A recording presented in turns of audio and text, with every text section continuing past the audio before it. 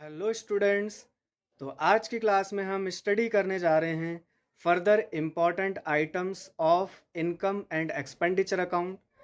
जैसा कि हमने लास्ट की क्लास में भी इम्पॉर्टेंट आइटम्स स्टार्ट करे थे इनकम एंड एक्सपेंडिचर के, और अभी वो हमारे चल रहे हैं। अभी तक हमने कितने इम्पॉर्टेंट आइटम्स डिस्कस कर लिए हैं? 6 इम्पॉर्टेंट आइटम हमने पढ़ लिए हैं, यानी कि सोर्सेज ऑफ इनकम हमने पढ़ लिए हैं। एक बार हम रिवाइज करें फटाफट से। तो पहला हमने क्या पढ़ा था? सब्सक्रिप्शन, सबसे लेंथीएस्ट था ये। सेकंड हमने पढ़ा था एंट्रेंस या एडमिशन फीस। और थर्ड हमने पढ़ा था डोनेशन। फोर्थ हमने पढ़ा था लेगेसी।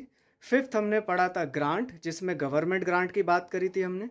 और हमने लास्ट अभी तक जो पढ़ा था वो था sold off old asset. Correct. तो यहाँ तक कि हम सोर्सेज ऑफ इनकम को कंप्लीट कर चुके हैं बड़े अच्छे से। अभी हम आज की क्लास में भी जो फर्दर सोर्स ऑफ इनकम रह गए हैं उनको कंप्लीट करेंगे। और आज की क्लास में हम एक्सपेंडिचर साइड को भी स्टार्ट कर लेंगे। जो इनकम एंड एक्सपेंडिचर की एक्सपेंडिचर साइड है उसको भी स्टार्ट कर लेंगे और वो फिनिश भी हो जाएगा। बस एक एक्सपेंडिचर रह जाएगा, वो मैं आपको बताऊंगा बाद में क्या रहेगा। उसको हम आगे की नेक्स्ट क्लास में उसको डिस्कशन करेंगे। वो क्या है वो मैं आपको बता दूंगा। ठीक है। तो चलिए स्टार्ट करते हैं। आज का सोर्स ऑफ इनकम पहला क्या है और क्या क्या इनकम्स एनपीओ को रिसीव हो सकती है। तो देखिए पहले समझते हैं, उसके बाद फिर नोट करेंगे। ओके। देखिए आज का जो पहला सोर्स ऑफ इनकम है उसका नाम है life membership fees. Life membership fees ये क्या होती है? देखिए जो एनपीओ का ऑलरेडी मेंबर बना हुआ है ना, उसको अगर लाइफ टाइम के लिए मेंबर बनना है, लाइफ टाइम के लिए मेंबर बनना है अगर उस एनपीओ का, तो उस मेंबर को क्या करना पड़ेगा? उसको एक लमसम अमाउंट पेड करना पड़ेगा टू द ऑर्गेनाइजेशन। उसको क्या करना पड़ेगा? एक लमसम अमाउंट। लमसम का मतलब होता है इकट्ठा अमाउंट पेड करना पड़ेगा उसको टू द ऑर्गेनाइजेशन। इससे होता क्या है, पूरे जीवन में वो केवल एक ही बार पेमेंट करेगा। बार बार उसको पीरियडिकली पेमेंट नहीं करनी पड़ेगी। जैसे अभी हमने सब्सक्रिप्शन में समझा था कि पीरियडिकली बेसिस पर पेमेंट होती है, ईयरली होती है, हाफ ईयरली होती है, या फिर क्वार्टरली होती है, या फिर मंथली होती है। अलग अलग टाइम पीरियड हो सकता है। तो ऐसा नहीं करना पड़ता है अगर कोई मेंबर लाइफ टाइम मेंबरशिप लेना चाहता है तो। बस उसको एक इकट्ठा अमाउंट पेड करना है और वो क्या बन जाएगा? उस एनपीओ का लाइफ टाइम का मेंबर बन जाएगा और पूरे जीवन भर वो सर्विसेज अवेल करेगा एनपीओ के। ये इसका बेनिफिट होता है। तो एनपीओ के पॉइंट ऑफ व्यू से ये क्या है? एक मेजर सोर्स ऑफ इनकम है ना। तो जितना हमने पहले समझा है इसको नोट करते हैं, और इसके बाद इसकी अकाउंटिंग कैसे होगी उसको भी देख लेंगे हम। चलिए पहले इतना नोट करते हैं। तो आज का सोर्स ऑफ इनकम पहला, सोर्स ऑफ इनकम्स। तो पहला सोर्स ऑफ इनकम क्या? Life life membership, life membership fees.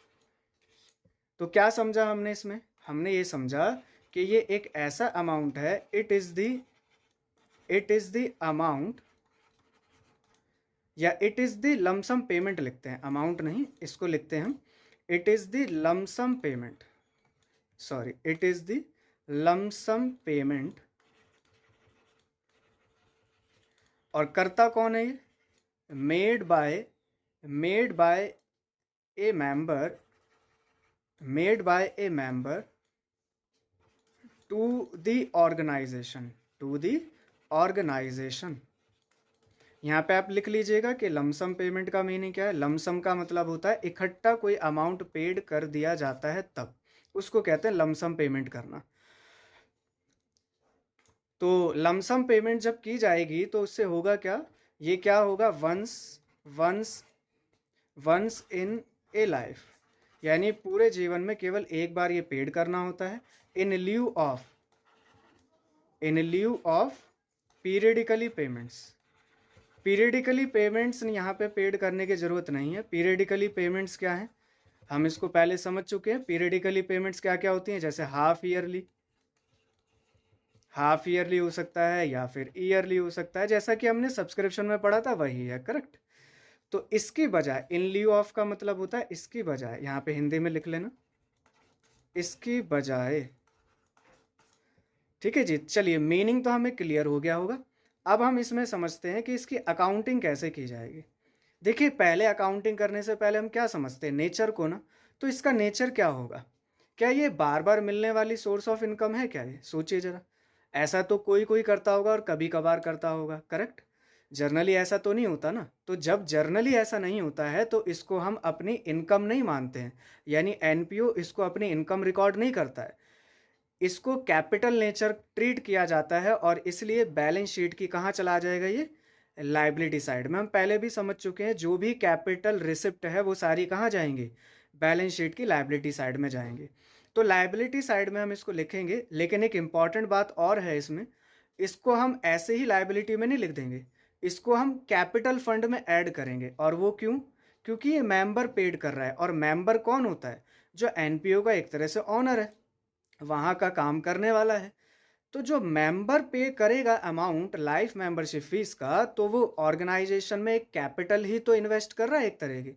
इसलिए इसको हम कहाँ पे ऐड बैक कर देते हैं, कैपिटल फंड में ऐड करते हैं। क्लियर है बात? ये चलिए इतना लिख लेते हैं हम। ये देखिए इसका नेचर, तो इसका नेचर क्या हो गया, इसका नेचर हो गया कैपिटल। और कैपिटल नेचर होने की वजह से इसको हम बैलेंस शीट में लेके जाएंगे। बैलेंस शीट की कहाँ लेके जाएंगे, लायबिलिटी साइड में। और लायबिलिटी में भी कहाँ रिकॉर्ड करेंगे, कैपिटल में, कैपिटल फंड में। कैपिटल फंड में क्या कर देंगे, इसको ऐड कर देंगे। ओके है। तो ये था आज का पहला सोर्स ऑफ इनकम कंप्लीट। चलिए अब चलते हैं सेकंड सोर्स ऑफ इनकम पर। सेकंड सोर्स ऑफ इनकम और क्या हो सकता है एनपीओ के लिए। देखिए सेकंड सोर्स ऑफ इनकम है स्पेशल रिसिप्ट। ये क्या होती है पहले इसको समझते हैं, उसके बाद फिर यहाँ पे नोट करेंगे। देखिए कई बार क्या होता है, एनपीओ को कुछ अमाउंट कोई पर्सन कंट्रीब्यूट करता है और स्पेशल ओकेजन के लिए। जैसे एग्जाम्पल से बात करते हैं, मान लीजिए किसी पर्सन ने एनपीओ को एनुअल डिनर कराने के लिए कुछ अमाउंट कंट्रीब्यूट करा, तो इसको हम कहते हैं स्पेशल रिसिप्ट। और जब भी स्पेशल रिसिप्ट मिलेगी एनपीओ को, तो इसके लिए एक सेपरेट अकाउंट बनाया जाएगा, हमेशा ध्यान रखना, क्योंकि एक स्पेशल रिसिप्ट है, जनरल नहीं है। तो इसलिए इसका एक अलग से अकाउंट बनाएंगे और उसी अकाउंट में हम सारे आइटम्स को रिकॉर्ड करेंगे। अगर हमें इसके रिगार्डिंग अमाउंट मिलेगा तो ऐड कर देंगे, और अगर इसमें से हम खर्चा करेंगे तो माइनस कर देंगे। ऐड करना मतलब अकाउंटिंग टर्म्स में क्रेडिट करना, और माइनस करना मतलब डेबिट करना कहेंगे। ठीक है, तो समझ लिया हमने, सिंपल है बिल्कुल। इसको भी लिख लेते हैं यहाँ पे। तो सेकेंड सोर्स ऑफ इनकम क्या हुआ, स्पेशल रिसिप्ट। स्पेशल रिसिप्ट, तो इसको पहले नोट कर लेते हैं ये है क्या। देखिए it is receipt of amount for special occasion. बस सिंपल सी छोटी सी डेफिनेशन है, फॉर स्पेशल ओकेजन। जैसे एग्जाम्पल के लिए यहाँ पे नोट करते हैं हम, एनुअल डिनर के लिए किसी ने अमाउंट पेड करा एनुअल डिनर के लिए, तो इसको हम स्पेशल रिसिप्ट कहेंगे। अब इसकी अकाउंटिंग कैसे की जाएगी, तो एनुअल डिनर के लिए अगर हमें अमाउंट मिला है तो हम क्या करेंगे, इसके लिए एक सेपरेट अकाउंट बनाएंगे हमेशा। सेपरेट अकाउंट, ये इंपॉर्टेंट पॉइंट है, separate account maintained. Separate account maintained. जैसे यहाँ का अगर मैं कहूँ, जो मैंने एग्जाम्पल लिया है, तो इसका नाम क्या रखा जाएगा, इसका नाम रखेंगे हम एनुअल डिनर अकाउंट। तो ऐसे करके हम छोटा सा अकाउंट वैसे बनाएंगे नहीं यहाँ पर, बस दिखा रहे हैं हम यहाँ पे। इसका क्रेडिट साइड में प्लस और डेबिट साइड में माइनस। जब भी अमाउंट हमें रिसीव होगा तो हम इसको यहाँ पे ऐड कर देंगे, यानी क्रेडिट कर देंगे। और जब भी हम इसके रिगार्डिंग खर्चा करेंगे तो इसको यहाँ पे हम डेबिट कर देंगे, यानी कि माइनस कर देंगे। ठीक है जी। अब होगा क्या, हो सकता है कि हमारा एनुअल डिनर अकाउंट में पॉजिटिव बैलेंस बचे। तो इन केस हमारा अगर पॉजिटिव बैलेंस बचता है, अगर पॉजिटिव बैलेंस आता है, तो पॉजिटिव बैलेंस हमारा क्या है, इनकम ही तो है, तो इसको हम इनकम साइड रिकॉर्ड कर देंगे, करेक्ट। और इन केस अगर नेगेटिव बैलेंस आता है, नेगेटिव बैलेंस मतलब क्या, डेबिट बैलेंस अगर ज़्यादा होता है तो वो क्या हो जाएगा, एक्सपेंडिचर साइड रिकॉर्ड हो जाएगा। बस सिंपल है बिल्कुल। तो दोनों में से कोई भी सिचुएशन हो सकती है, जो भी होगी उसके अकॉर्डिंग हम क्या कर देंगे, अपनी अकाउंटिंग कर देंगे। चलिए तो यहाँ तक का हो गया कंप्लीट, क्लियर है यहाँ तक। चलिए अब हम आगे बात करते हैं। तो थर्ड सोर्स ऑफ इनकम, अब हम क्या सीखने जा रहे हैं, आज का थर्ड सोर्स ऑफ इनकम और क्या होगा। देखिए और क्या होता है, हो सकता है कि एनपीओ में कुछ पुरानी रद्दी वगैरह पड़ी हुई हैं, जैसे न्यूज़पेपर है, ओल्ड मैगजीन्स है, पीरियडिकल्स हैं। ऐसी कई सारी किताबें हो सकती हैं जो अब काम की नहीं है, पुरानी रद्दी वगैरह पड़ी हैं, तो उनको बेच करके भी तो कुछ पैसा कमाया जा सकता है।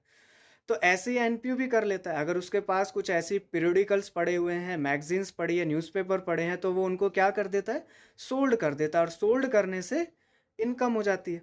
जैसे घर में भी हम ऐसे ही करते हैं, पुराना जो अखबार रद्दी हमारे पास इकट्ठी हो जाती है, तो बेच करके हमें क्या मिल जाता है, कुछ अमाउंट रिसीव हो जाता है। लेकिन हाँ, जब हम परचेज करते हैं तो वो हमारा खर्चा होता है, इसीलिए उसको हम, जब हम परचेज करेंगे तो कहाँ रिकॉर्ड करेंगे, उसको हम एक्सपेंडिचर साइड रिकॉर्ड करेंगे, और जब उसको बेच देंगे जो भी इनकम मिलेगी उसको इनकम साइड रिकॉर्ड कर देंगे। सिंपल है बिल्कुल।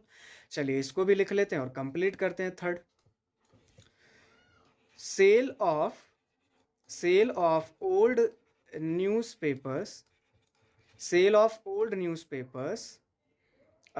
इसी में यहाँ पे मैं नीचे लिख देता हूँ, इसमें क्या क्या हो सकता है, न्यूज़पेपर हो सकता है जैसा कि हेडिंग लिखिए, इसमें और हो सकता है मैगजीन्स, इसमें मैगजीन्स हो सकती हैं, पीरियडिकल्स हो सकते हैं। पीरियडिकल्स क्या होता है, जैसे पत्रिकाएं नहीं आती हैं, जैसे हम बांध लेते हैं कि मंथली हम ये पत्रिका खरीदते रहेंगे, होता है ना ऐसा, तो उसको हम कहते हैं पीरियडिकल्स, यानी एक टाइम फिक्स्ड में वो हमें मिलता रहता है, हर महीने आता रहता है, उसको कहते हैं हम पीरियडिकल्स। तो ऐसे करके इसमें कई सारे आइटम्स हो सकते हैं। तो जब हम इनको परचेज करते हैं तो परचेज करने पे हमारा एक्सपेंडिचर होगा, तो इसी वजह से हम उसको कहाँ रिकॉर्ड कर देंगे, एक्सपेंडिचर साइड रिकॉर्ड कर देंगे। बिल्कुल ईजी है। और जब हम इनको सोल्ड कर देंगे तो हमें इनकम मिलेगी और हम उसको इनकम साइड में रिकॉर्ड कर लेंगे। देखिए ये तो बहुत सिंपल सी बातें हैं ना, क्लियर हो गया होगा यहाँ तक का अच्छे से। अब चलते हैं आगे फोर्थ सोर्स ऑफ इनकम पे। मैंने आपको पहले ही कहा था कि अब जो सोर्स ऑफ इनकम बचे हुए हैं वो छोटे छोटे हैं, आसान है। चलिए जी, फोर्थ सोर्स ऑफ इनकम और क्या हो सकता है। देखिए अब मैं बात कर रहा हूँ उस एनपीओ की जो है स्पोर्ट्स क्लब से जुड़ा हुआ, जो स्पोर्ट्स एक्टिविटी करता है। जैसे मान लेता हूँ एक क्रिकेट स्पोर्ट्स क्लब है, तो वहाँ पर कौन कौन से इक्विपमेंट यूज़ करे जाते होंगे बताइए। ग्लव्स होगा, हेलमेट होगा, पैड होंगे, बैट होगा, बॉल होगी, और कई सारे इक्विपमेंट्स होंगे जो जो ज़रूरत होती है एक बैट्समैन को और एक बॉलर को, करेक्ट। अब देखिए जब हम उन इक्विपमेंट्स को टाइम टू टाइम यूज़ करते रहते हैं तो वो पुराने हो जाते हैं, और जब पुराने हो जाते हैं तो एनपीओ क्या देखता है कि उनको बेच दिया जाए। जैसे यहाँ पे अभी हमने बात करी ना न्यूज़पेपर मैगजीन्स को लेके, तो ऐसे ही स्पोर्ट्स क्लब के पास जो इक्विपमेंट्स होते हैं वो जब यूज्ड हो जाते हैं, कंज्यूम हो जाते हैं, तो वो पुराने हो जाते हैं। तो उनको वो क्या कर सकता है, सोल्ड कर सकता है। सोल्ड करके जो भी इनकम होगी उसको इनकम साइड रिकॉर्ड कर दिया जाएगा, और अगर इन केस लॉस में बेचा है तो लॉस साइड रिकॉर्ड यानी एक्सपेंडिचर साइड रिकॉर्ड कर देंगे। सिंपल है, इसको भी नोट कर लेते हैं, ये भी इंपॉर्टेंट सोर्स ऑफ इनकम है। देखिए सोल्ड ऑफ यूज्ड, इसको लिखते हैं sold off used sports material. ये एक्चुअल में केवल है ना स्पोर्ट्स क्लब के लिए ही है बस, ठीक है, स्पोर्ट्स क्लब के लिए ही, जो स्पोर्ट्स क्लब वाला एनपीओ है उसी के लिए है ये। तो देखिए स्पोर्ट्स मटेरियल तो हमें पता ही है क्या क्या होते हैं, बस यहाँ पे हमें मेन पॉइंट लिखना है अकाउंटिंग करने के लिए। In case if sale value is greater than book value, हमें याद होगा हमने लास्ट की क्लास में सेल वैल्यू, बुक वैल्यू और कॉस्ट वैल्यू को डिस्कशन करा था बड़े अच्छे से, क्या होती हैं ये, तो उस पर हम नहीं जाएंगे, सीधा इसी पर आते हैं। सेल वैल्यू इन केस मान लीजिए 100 रुपीज़ है जिसको हम बेच रहे हैं, और उसकी बुक वैल्यू जो है वो 80 रुपीज़ है, तो आप कहोगे कि 20 रुपये का हमें यहाँ पर क्या है, प्रॉफिट है। और इस प्रॉफिट को हम कहाँ रिकॉर्ड कर देंगे, इस प्रॉफिट को हम रिकॉर्ड करेंगे इनकम साइड। वेरी गुड, इसको हम रिकॉर्ड कर देंगे इनकम साइड में, भाई हमारा इनकम है। और सेकंड केस हो सकता है कि if sale value is less than book value, जैसे मान लीजिए यहाँ पे सेल वैल्यू है 100 रुपीज़ और बुक वैल्यू है 20 रुपीज़, सॉरी 120 रुपीज़। तो इस केस में क्या होगा, आप कहेंगे 20 रुपीज़ का लॉस होगा, तो इस लॉस को कहाँ रिकॉर्ड करना चाहिए हमें, expenditure side. Very good, expenditure side record करेंगे इसको हम। ठीक है जी, सिंपल है। आपको ध्यान है ना बुक वैल्यू क्या है, रिवाइज करा दूं एक बार। बुक वैल्यू मीन्स वो वैल्यू होती है जब हम एसेट में से डेप्रिसिएशन को माइनस करने के बाद जिस वैल्यू पर पहुंचते हैं उसको कहते हैं बुक वैल्यू। यानी हमारी बुक्स ऑफ अकाउंट में कितनी वैल्यू रिकॉर्ड है। क्लियर हो गई है यहाँ तक की बात? चलिए, बहुत ही बढ़िया, वेल डन। छोटे छोटे हैं। अब हम आते हैं पांचवें सोर्स ऑफ इनकम पर। देखिए, पांचवा सोर्स ऑफ इनकम क्या और हो सकता है। देखिए, पांचवा सोर्स ऑफ इनकम जो हो सकता है वो है जो हमने ऑलरेडी पहले पढ़ा हुआ है। जैसे मैं बात करूं, रेवेन्यू रिसिप्ट्स और एक है कैपिटल रिसिप्ट। इन दोनों पे हमने खूब अच्छे से चर्चा करी है ना पहले। इन दोनों पे हमने पहले बहुत अच्छे से डिस्कशन करा है पिछली क्लासेस में। तो रेवेन्यू रिसिप्ट और कैपिटल रिसिप्ट, यानी कि इनके अलावा अगर कोई आपको इनकम दिखाई दे रही है तो वो रेवेन्यू नेचर की हो तब आप इनकम साइड रिकॉर्ड कर देना। और हो सकता है अगर कैपिटल रिसिप्ट की है तो वो इनकम साइड तो नहीं जाएगी, वो कहाँ पे रिकॉर्ड होगी, बैलेंस शीट की लायबिलिटी साइड में। करेक्ट, ये भी हम पहले समझ चुके हैं। तो यहाँ पे हम क्यों लिख रहे हैं, क्योंकि ये भी सोर्स ऑफ इनकम है, ये भी सोर्स ऑफ इनकम है, तो इसको भी लिख लेते हैं। बाकी ये कंप्लीट है, इसमें हम डिस्कशन और नहीं करेंगे। चलिए, यहाँ पे फिफ्थ नोट करते हैं, रेवेन्यू रिसिप्ट। रेवेन्यू रिसिप्ट्स हम जानते हैं जो जर्नली इनकम है एनपीओ की। जैसे इसमें लिख लें, अगर हम अभी हमने कितने सारे रेवेन्यू नेचर के आइटम्स डिस्कस करें, सारे वो रेवेन्यू नेचर के तो हैं। सब्सक्रिप्शन हो गया, डोनेशन हो गई, ग्रांट हो गई, लेगेसी हो गई, ये सारे क्या हैं, रेवेन्यू नेचर के आइटम्स हैं ये सारे।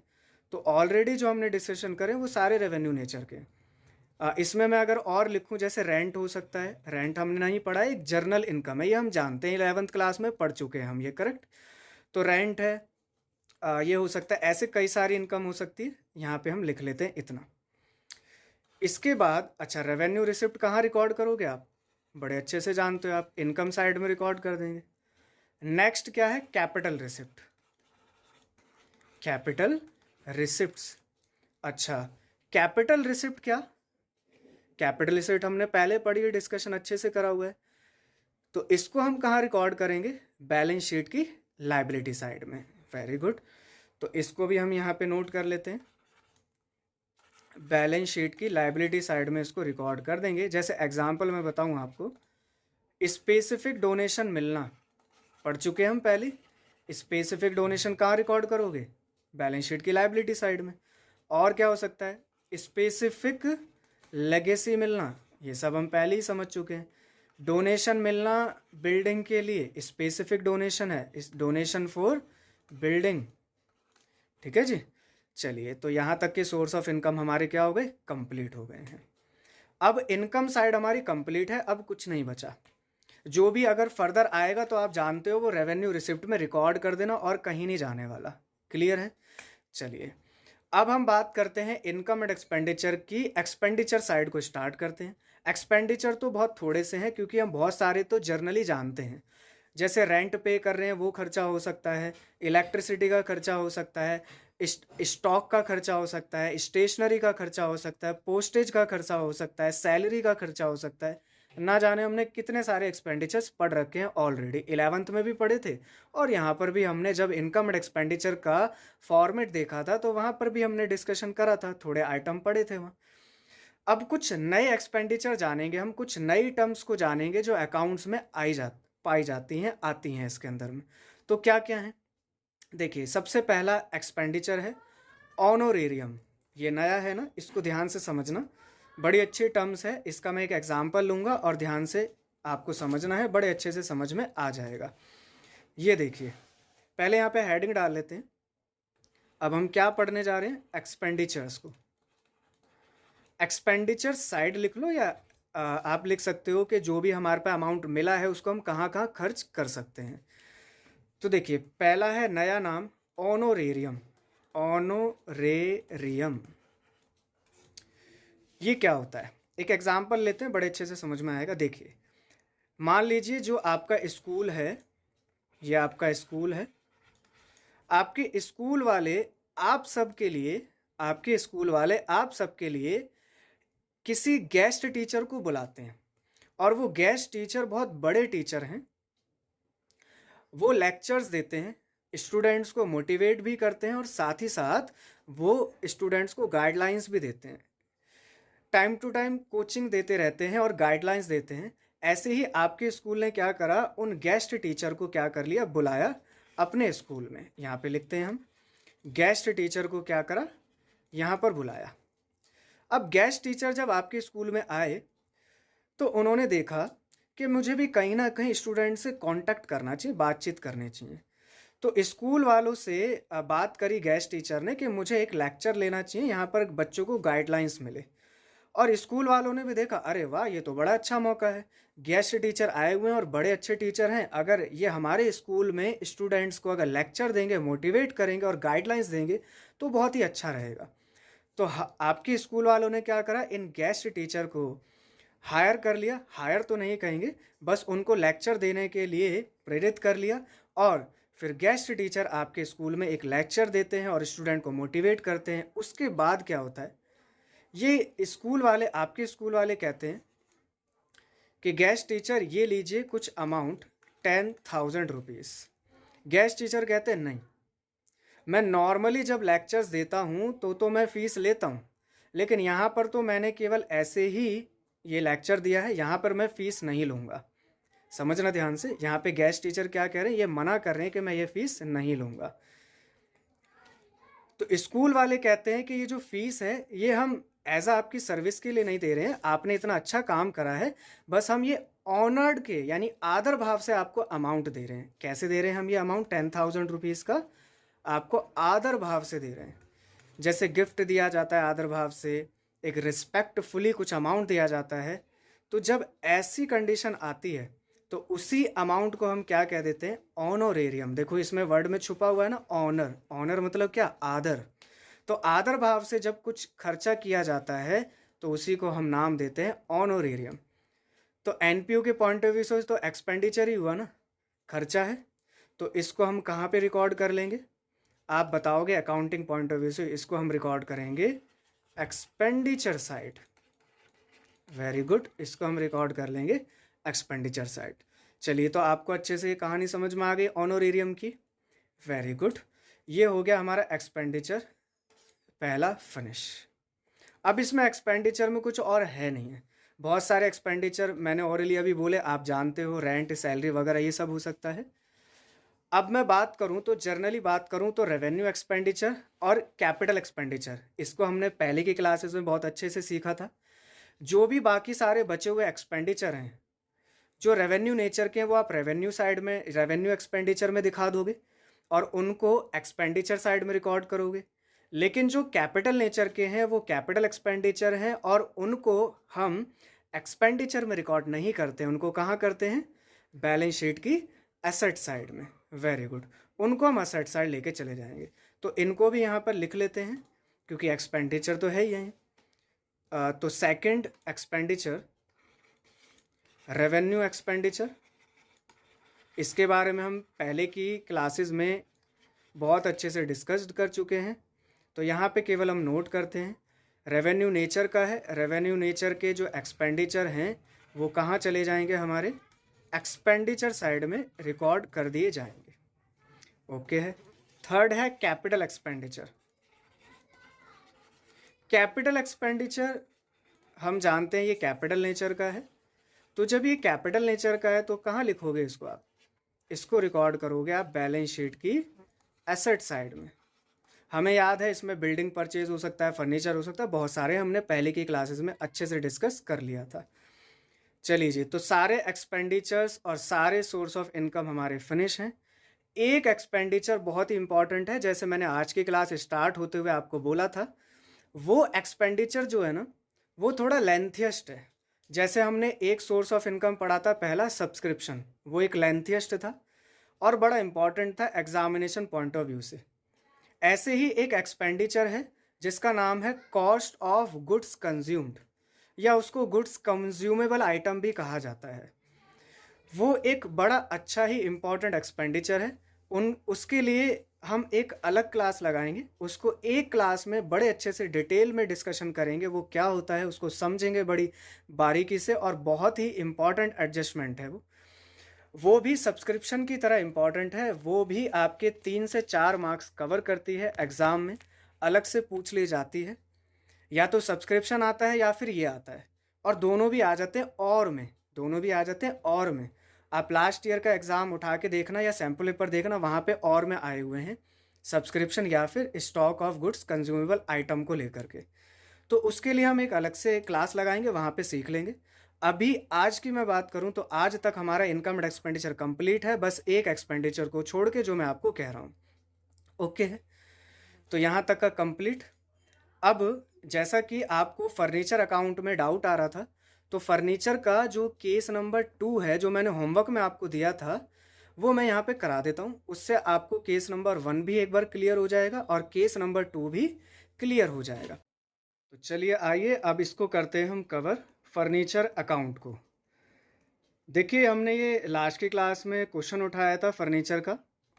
यहाँ पर मैंने आपको केस नंबर 1 करा दिया था क्लास में, और केस नंबर 2 मैंने होमवर्क में दिया था आपको, करेक्ट। तो केस नंबर 2 मैं अभी करा देता हूँ, इसी से जो केस नंबर 1 में आपको डाउट आ रहा है वो भी क्लियर हो जाएगा, और केस 2 भी सीख जाएंगे हम, जो कि लॉस का केस है। चलिए तो करते हैं स्टार्ट। देखिए क्वेश्चन क्या कह रहा है, इसको पहले बारीकी से ध्यान से समझते हैं, और इस बार और आराम से और ध्यान से समझेंगे इसको, ठीक है ना। जो लास्ट क्लास में डाउट रह गया वो 100% क्लियर हो जाना चाहिए बढ़िया से।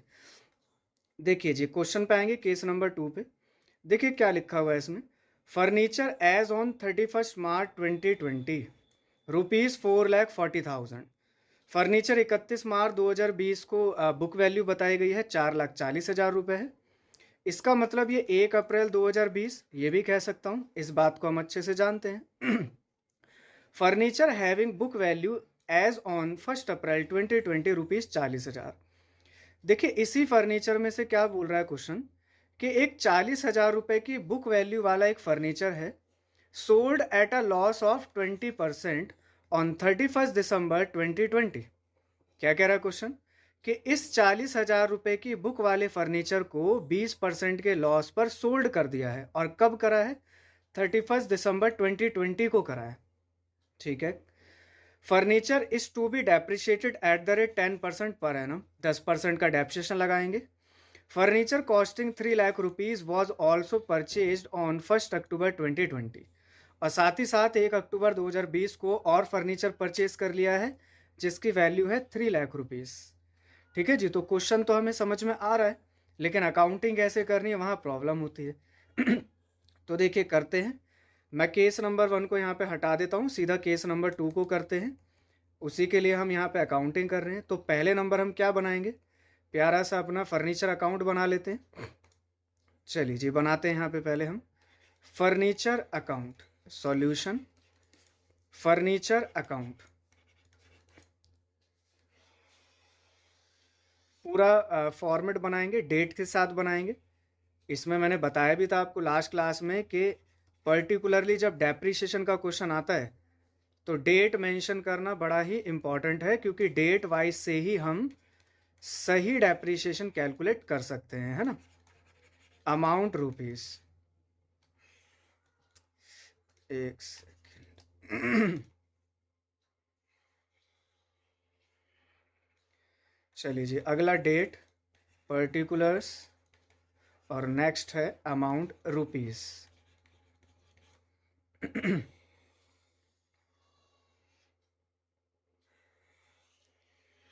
ये लीजिए हो गया हमारा फॉर्मेट तैयार। करते हैं अब इसकी पोस्टिंग। देखिए सबसे पहला आइटम क्या लिखा था, 4,40,000 का हमें क्लोजिंग बैलेंस बता रहा है, तो इस साल का तो ओपनिंग बैलेंस बनेगा। इसको कहाँ पे लिखें, डेबिट साइड में या क्रेडिट साइड में। आप कहोगे ये है फर्नीचर, और फर्नीचर जो होता है वो हमारी असेट होती है। असेट का ऑलवेज बैलेंस कौन सा बचता है, डेबिट बैलेंस। इसलिए इस ओपनिंग बैलेंस की शुरुआत कहाँ से होगी, डेबिट बैलेंस से। Very good. तो 2020 आप लिखेंगे 31 मार्च, सॉरी यहाँ पे हम लिखेंगे 1 April. 1 April to balance B D, to balance B D 4,40,000। इसके बाद क्या हुआ, फर्नीचर 40,000 की बुक वैल्यू वाला बेचा गया है। जब हम बेचते हैं तो फर्नीचर हमारा डिक्रीज हो जाएगा, और डिक्रीज करने के लिए हम क्रेडिट साइड में पोस्टिंग करेंगे। तो क्रेडिट साइड में क्या लिखोगे, जब सोल्ड करते हैं हम एंट्री क्या बनाते थे हम, सोल्ड करने पे bank account debited to furniture account, yes. अब देखिए जरा ध्यान देना, यहाँ पे सोल्ड वैल्यू तो हमें पता ही नहीं है। क्वेश्चन कह रहा है कि 20% के लॉस पर बेचा है, लेकिन ये नहीं पता हमें कि सोल्ड वैल्यू क्या है फर्नीचर की।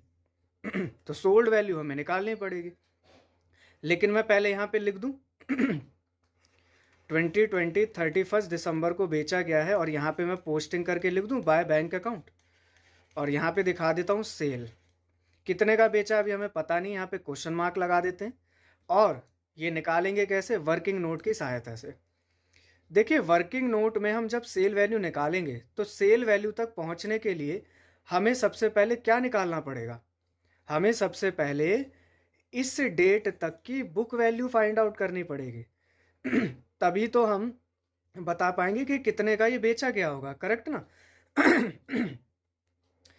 और उससे पहले हमें क्या निकालना पड़ेगा? डेप्रिसिएशन कैलकुलेट करना पड़ेगा कि 1 अप्रैल को 40,000 वाला जो फर्नीचर है वो 31 दिसंबर को जब बेचा गया है तो उसके ऊपर 9 महीने का डेप्रिसिएशन कितना हो गया? 9 महीने का लगेगा ना डेप्रिसिएशन। और डेप्रिसिएशन का रेट क्या अभी 10% है। तो पहले हमें डेप्रिसिएशन लगाना पड़ेगा, उसके बाद में उसको माइनस करेंगे, तब जाके हमें क्या मिलेगी? बुक वैल्यू मिलेगी। मैं करके दिखाता हूँ और इसको मैं वर्किंग नोट से रेफर कर देता हूँ, ठीक है? आते हैं, चलिए देखिए वर्किंग नोट कैसे बनाएंगे। ये देखिए थोड़ा सा जगह छोड़ करके आप वर्किंग नोट बनाइएगा, क्योंकि अभी पोस्टिंग की जानी है अकाउंट में। तो यहाँ पर हम बनाते हैं अपना working note. Number 1, calculation of depreciation up to 31 December 2020, correct है ना? यहाँ तक का हमें निकालना है। तो पहले नंबर हम लिखेंगे यहाँ पे book value as on 1 April 2020। कितनी बता रखी है क्वेश्चन में? 40,000। इसके ऊपर हम डेप्रिसिएशन कैलकुलेट करेंगे। देखिए 40,000 के ऊपर लगाएंगे 10%, और कितने मंथ का? 9 मंथ का। कैलकुलेट कर दीजिए, देखिए कितना आएगा। 1 0 से ये गया, 1 0 से ये गया, 3 3 ज़ा 9, 3 4 ज़ा 12, 4 से ये गया 1000, और यहाँ पे आ गया 3000, ठीक है? 3,000 का डेप्रिसिएशन लग गया यहाँ तक। बताइए डेप्रिसिएशन को क्या करेंगे? Minus, because this is fall in the value of asset. तो अब वैल्यू क्या बचेगी? 37,000। ये बुक वैल्यू कब की आ गई? आप कहेंगे ये बुक वैल्यू आ गई हमारी book value as on 31 December 2020। यहाँ तक की बुक वैल्यू आ गई, ठीक है? अब इसको 20% के प्रॉफिट पर बेचा गया है, तो 20% का प्रॉफिट किस पे कैलकुलेट करें हम? इसी पे ही तो कैलकुलेट करना पड़ेगा, ऑब्वियसली बात है। 37,000 वाली चीज़ 20,000 के लॉस में बेची जा रही है, तो लॉस इसी पे कैलकुलेट करेंगे। तो लॉस निकाल लेते हैं 20% का। देखिए 37,000 पर 20% का लॉस कितना आएगा?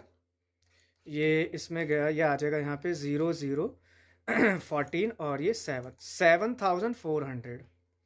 लॉस को भी आप कहेंगे माइनस कर दीजिए, और माइनस करने के बाद जो वैल्यू आएगी बताइए उतने में ही बेचा गया होगा ना। ये निकल के आ गई सोल्ड वैल्यू। क्या मुश्किल है इसमें? सिंपल है बिल्कुल। माइनस कीजिए, कितना आएगा? 29,600, करेक्ट। अब इसमें से हमने देखो क्या क्या आइटम्स निकाले और उसको कहाँ लिखेंगे, देखिएगा जरा ध्यान से। सबसे पहली चीज़ है डेप्रिसिएशन, जो कि 3,000 आया। 3,000 का डेप्रिसिएशन हम रिकॉर्ड करेंगे फर्नीचर अकाउंट की क्रेडिट साइड में, करेक्ट।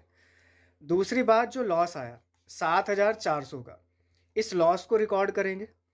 लॉस कहाँ पर रिकॉर्ड होगा? आप कहेंगे क्रेडिट साइड में, क्योंकि लॉस होने से हमारे फर्नीचर की वैल्यू डिक्रीज हुई होगी, और डिक्रीज क्या है? क्रेडिट साइड, माइनस साइड, वहाँ पे रिकॉर्ड कर देंगे। लेकिन ध्यान रखना कि जो हम लॉस लिखेंगे उसको हम किस नाम से लिखेंगे? उसको लिखेंगे हम इनकम एंड एक्सपेंडिचर अकाउंट से। ये मैंने लास्ट क्लास में भी आपसे डिस्कस करा था कि हमें प्रॉफिट हो या लॉस हो, प्रॉफिट होगा तो भी तो हम प्रॉफिट होगा तो हम इनकम एंड एक्सपेंडिचर में ट्रांसफ़र करेंगे, और लॉस होगा तो वो एक्सपेंडिचर साइड में ट्रांसफ़र करेंगे। तो ये अल्टीमेटली जाना कहाँ होता है? इनकम एंड एक्सपेंडिचर अकाउंट में। इसीलिए जब भी हम अकाउंट बनाते हैं ना, फर्नीचर का जो बना रहे हैं, वहाँ पे डायरेक्ट लिखेंगे इनकम एंड एक्सपेंडिचर अकाउंट। बात क्लियर हो रही है? चलिए बहुत बढ़िया। और सोल्ड वैल्यू को भी दिखा देंगे जो मैंने क्वेश्चन मार्क लगाया था। चलिए आते हैं अब अपने अकाउंट पर और वहाँ पे पोस्ट करना शुरू कर देते हैं। 3000 का डेप्रिसिएशन है, 7400 का लॉस है, दिखाते हैं। और सेल वैल्यू क्या थी, चलिए यहाँ से क्वेश्चन मार्क हटाते हैं। सबसे पहले सेल वैल्यू क्या आई थी हमारी, 29,400 आई थी ना, ठीक है। शायद 600 थी, एक मिनट मैं चेक कर लेता हूँ दोबारा से, कोई गलती ना रह जाए। 29,000 एक सेकंड बस।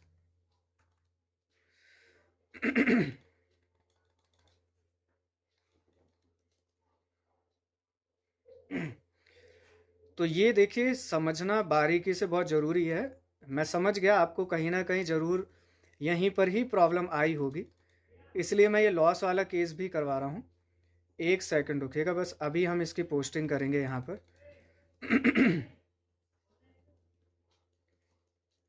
चलिए हाँ, 29,600 थी, ठीक है। 3000 का डेप्रिसिएशन है, 7400 का लॉस है, 29,600 की सेल वैल्यू है। चलिए जी, तो यहाँ पे पहले दिखाते हैं हम 29,600। चलिए जी, बहुत ही बढ़िया। अच्छा, 31 दिसंबर तक का डेप्रिसिएशन लिख दें हम यहाँ पे। बाय डेप्रिसिएशन, डेप्रिसिएशन कितना आया था, 3000 रुपये आया था, और 7400 का लॉस है, तो लॉस को भी दिखा दें यहाँ पे सीधा। बाय इनकम एंड एक्सपेंडिचर, आप पूरा लिखना, मैं शॉर्ट में लिख दे रहा हूँ। By income and expenditure account 31 December कितना आया लॉस, 7400 का आया। हो गई यहाँ तक की बात क्लियर, सिंपल है यहाँ तक का। चलिए अब आप देखेंगे क्वेश्चन में, वापस से क्वेश्चन में आना, तो क्वेश्चन देखो हमें ऊपर क्या कह रहा था। क्वेश्चन हमें कह रहा था कि 1 अक्टूबर 2020 को फर्दर देखिए फर्नीचर परचेज करा गया। देखिए यहाँ पे लिखा हुआ है ये 1 अक्टूबर 2020 को 3 लाख का खरीदा है। तो बताइए इसको कहाँ पे लिखूँ मैं। आप कहेंगे 2020 की ही ट्रांजैक्शन है, तो 1 अक्टूबर डाल दीजिए और यहाँ पे डेबिट साइड में रिकॉर्ड कर दीजिए। ठीक है, रिकॉर्ड कर देते हैं हम यहाँ पे। देखिए फर्स्ट अक्टूबर 2020 तो पड़ा ही हुआ है पहले से। यहाँ पे हम क्या लिखेंगे, जब हम परचेज करते हैं टू बैंक अकाउंट, और यहाँ पे रेफर कर देना परचेज है, कितने की है, 3 लाख रुपीज़ की है। ओके है। अब यहाँ से आगे समझना, जब हम 31 मार्च को आएंगे 2021 में, तो अकाउंट को क्या करेंगे, क्लोज करेंगे ना अपने अकाउंट को। और जब हम क्लोज करेंगे तो यहाँ पे एक चीज़ हमें देखने को मिल रही है कि 4,40,000 में से, ध्यान से देखना, 4,40,000 में से 40,000 वाला फर्नीचर क्या कर दिया है, सोल्ड कर दिया है। तो 40,000 की कॉस्ट वाला फर्नीचर तो गया अभी भी, लेकिन फर्नीचर का ओपनिंग बैलेंस कितना बचा हुआ है बताइए जरा। आप कहेंगे 4 लाख रुपीस अभी भी फर्नीचर का ओपनिंग बैलेंस बचा हुआ है। तो क्या 4 लाख रुपए के ऊपर डेप्रिसिएशन कैलकुलेट नहीं करेंगे, बिल्कुल करेंगे। 1 अप्रैल से लेके 31 मार्च 2021 तक का हम पूरा का पूरा पूरे साल का डेप्रिसिएशन लगाने वाले हैं, है ना, लगाएंगे ना, बिल्कुल। और साथ ही साथ जो 3 लाख रुपए, ये जो 3 लाख रुपए है, 3 लाख रुपए का जो फर्नीचर अभी परचेज करा है 1 अक्टूबर 2020 को, इसके ऊपर भी हमें डेप्रिसिएशन लगाना पड़ेगा। कब से लेके कब तक का, 1 अक्टूबर 2020 से लेके 31 मार्च 2021 तक का लगाना पड़ेगा। कितने मंथ बनते हैं, अक्टूबर नवंबर दिसंबर, और 3 महीने उधर, 6 महीने बनते हैं। तो 4 लाख पे तो पूरे साल का लगेगा, और बाकी ये 3 लाख जो है उसके ऊपर 6 मंथ का डेप्रिसिएशन लग जाएगा एट द रेट 10% से। चलिए तो पहले डेप्रिसिएशन लगा लेते हैं, और उसके बाद फिर जो बचेगी वैल्यू उसको यहाँ पे हम नोट डाउन कर लेंगे। चलिए देखते हैं जरा, हो गई ना इतनी बातें क्लियर। अब बस इसको रिकॉर्ड करना है हमें। देखिए सबसे पहले हम यहाँ पर लिखते हैं डेप्रिसिएशन, और कब लगाएंगे हम ये डेप्रिसिएशन हम लगाएंगे 2021 में आकर के, और यहाँ पे हम लिखेंगे 31 मार्च, करेक्ट, बाय डेप्रिसिएशन अकाउंट। किसके ऊपर, जो रिमेनिंग फर्नीचर बचा है, 4 लाख का बचा है ना रिमेनिंग फर्नीचर, तो 4 लाख के ऊपर लगा दो 10%, पूरे साल का लगेगा, तो 40,000 रुपये आ जाएगा। सिंपल है बिल्कुल। नेक्स्ट, जो हमने ये फर्नीचर परचेज करा है इसके ऊपर डेप्रिसिएशन लगाओगे 31 मार्च तक का, बाय डेप्रिसिएशन अकाउंट। कितने के ऊपर? 3 लाख के ऊपर 10% और कितने मंथ का? आप कहेंगे 6 मंथ का लगा दीजिए। ये लीजिए जी, 6 मंथ का लगा देते हैं यहाँ पर। थोड़ा सा इसको जो है और इंक्रीज कर लेते हैं अपने अकाउंट को। हाँ जी, बताइए कितना आएगा? 3 लाख का 30 हो गया, 30 का आधा करेंगे तो 15,000 बन गया, 15,000 निकल के आ जाएगा डेप्रिसिएशन। यहाँ तक की बात क्लियर। 31 मार्च को हम देखेंगे कि हमारे फर्नीचर का क्लोजिंग बैलेंस कितना बच रहा है। ओपनिंग तो इतना था सारा, अब कितना बचा हुआ है? तो हम क्या करेंगे इसके लिए? डेबिट का टोटल लगाएंगे, क्रेडिट का टोटल लगाएंगे। टोटल लगाने के बाद at the end of the year कितनी वैल्यू बच गई फर्नीचर की हमें पता चल जाएगी। चलिए टोटल लगाइए जरा, कितना बनेगा? 4 और 3 ये बचेगा 7,40,000, करेक्ट? 7,40,000 आ जाएगा, ठीक है ना। और क्रेडिट का टोटल लगाइए, देखिए कितना बनेगा। यहाँ पे लगाता हूँ मैं 29,600। कैलकुलेटर का यूज़ मत करने लग जाना। हाँ, हमारी बड़ी आदत है कि हम कैलकुलेटर का यूज़ करने लग जाते हैं। एग्ज़ाम में तो कैलकुलेटर हमें नहीं मिलने वाला ना, तो प्रैक्टिस कौन करेगा? हमें तो करनी है प्रैक्टिस स्टार्टिंग से, तो ध्यान रखिएगा, नो कैलकुलेटर अलाउड। 40 ये आ गया 40 और यहाँ पे है 40, तो ये हो गया 80,000, ठीक है ना। 80 और 15 तो ये हो गया हमारा 95,000। 740 में से 95 को माइनस कर देंगे, तो 7,40,000 में से 95 माइनस कर दीजिए, कितना बचा? 0,005 और ये 4 और यहाँ पे 6,45,000 आ गया। हो गई जल्दी कैलकुलेशन। लिख देते हैं यहाँ पे बाय बैलेंस CD, डायरेक्ट लिख दो 6,45,000। डायरेक्ट मैंने इसलिए बोला कि जो हमारा ओपनिंग चल रहा है ना 4,40,000, आप उसमें से भी अलग दिखा सकते हो, और जो 3 लाख अलग से खरीदा है उसका भी आप बैलेंस दिखा सकते हो, लेकिन वो ज़रूरी नहीं है। डायरेक्ट हम यहाँ पे दिखा रहे हैं 6,45,000 आ गया, कोई दिक्कत वाली बात नहीं है। ये भी ट्रीटमेंट बिल्कुल परफेक्ट और बिल्कुल करेक्ट है, ठीक है। इसको ज़रा यहाँ से हम रफ कर लेते हैं। ये कैलकुलेशन हमें कहाँ करनी है? रफ वाले पार्ट में करके दिखानी है। चलिए जी, तो फर्नीचर अकाउंट हो गया पूरा कंप्लीट। तो आई होप अब आपको केस नंबर 2 से ये क्लियर हो गया होगा अच्छे से कि फर्नीचर या कोई भी ओल्ड असेट जब बेची जा रही है, उसके रिगार्डिंग इन्फॉर्मेशन दी जा रही है, तो हमें काम कैसे करना है, उसका अकाउंट कैसे प्रिपेयर करना है, ठीक है। तो केस नंबर 2 भी मैंने करा दिया है क्लास के अंदर में। केस नंबर 1 पहले ही हो चुका था। अब आपने क्या करना है, होमवर्क है आपका, TS ग्रेवाल में से इस वाले टॉपिक के क्वेश्चन कर लीजिएगा। केवल 2 क्वेश्चन दे रखे हैं, क्वेश्चन नंबर 36 है और क्वेश्चन नंबर 37 है। और यहाँ तक की क्लास के जितने कॉन्सेप्ट हमने पढ़ लिए हैं वो सारे आपको अच्छे से आने चाहिए। उसकी एक बार फिर से रिवीजन लगा लेना। फिर जब हम नेक्स्ट क्लास में आगे बढ़ेंगे, तो नेक्स्ट क्लास में जब आगे करेंगे तो पीछे का अच्छे से होना चाहिए क्लियर, बढ़िया ढंग से, ठीक है। तो नेक्स्ट क्लास में हम क्या करेंगे, मैंने अभी बताया था आपको पीछे कि cost of goods consumed, cost of goods consume या कंज्यूमेबल आइटम्स एक बहुत ही अच्छी ट्रीटमेंट है, एक्सपेंडिचर का पार्ट है। उसको हम नेक्स्ट क्लास में करके देखेंगे, और 3 से 4 नंबर का क्वेश्चन आने की उसमें से बहुत बड़ी संभावना होती है। तो सीखेंगे नेक्स्ट क्लास में। आज के लिए इतना ही रखते हैं, और हाँ, स्वस्थ रहें, व्यस्त रहें और मस्त रहें।